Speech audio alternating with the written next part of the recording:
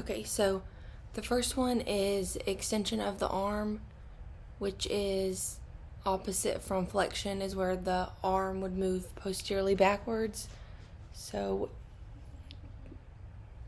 be like this. Then you'd have flexion of the knee, which is bending the knee by decreasing the angle between the lower leg and the thigh. So flexion of the knee would be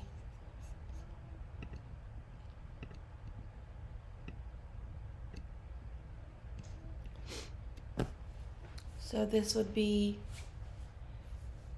extension and flexion, extension, flexion.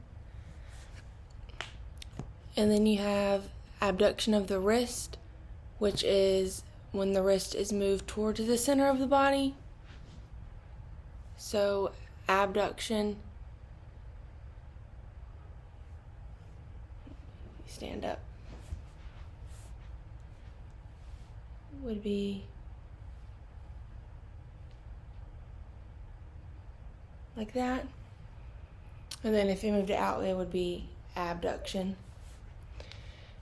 And then you have depression of the mandible, which is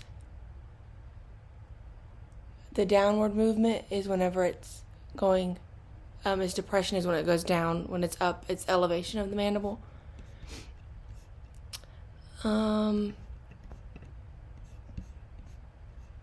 did I just do?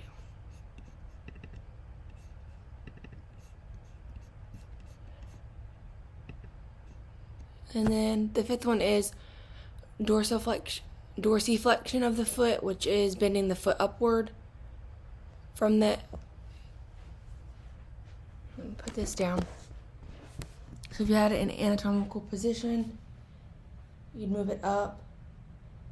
And if you put it down, it'd be plantar flexion. So the upward movement of the foot was the dorsiflexion, and then the downward movement would be plantar flexion.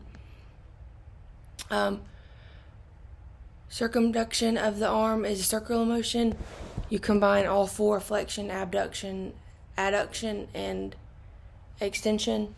So like that. Pronation of the forearm is rotation of the radius in the medial direction, pointing medially, and the palms are facing down.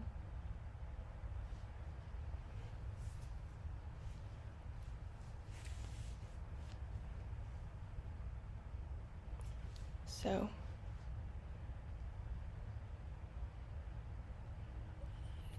moving it down is the pronation.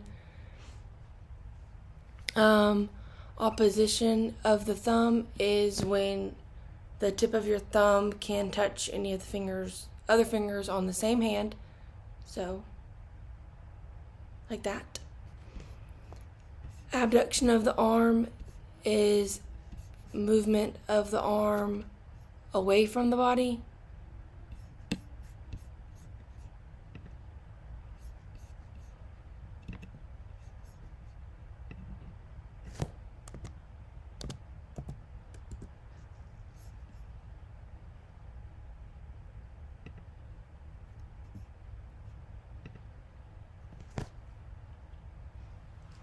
So you have abduction away, adduction towards, abduction and adduction.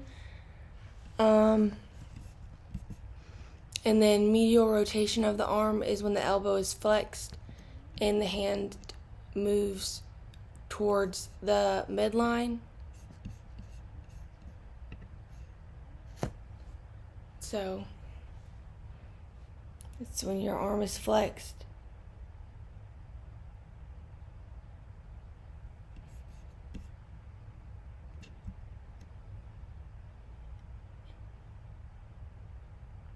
And then this will be lateral rotation, medial rotation, lateral rotation.